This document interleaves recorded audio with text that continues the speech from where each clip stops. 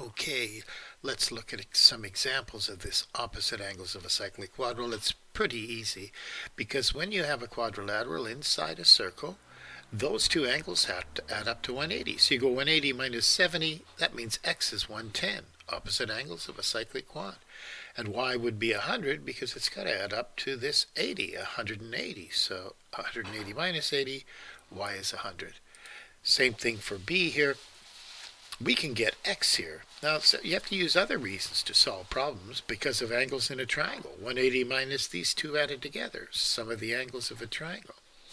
And then y is 100 because of opposite angles of a cyclic quad.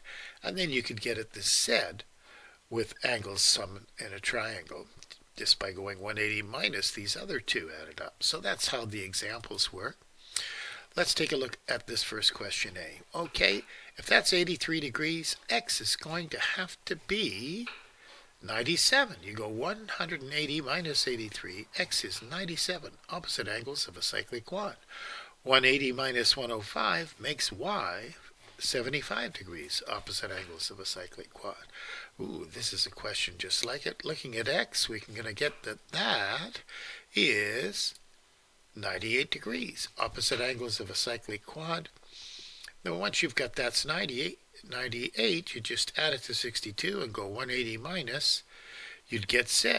And you can get y by you can get y by looking at opposite angles of a cyclic quad or the angles in a triangle, 180 minus these two added up. Both ways, either way, z has to be 20 degrees and y has to be 58 degrees to make it work, right? 58, that makes it 98, plus 82 is 180. Let's try this last one. Well, we can get x because 2x plus 110 has to equal 180, so x has got to be 35.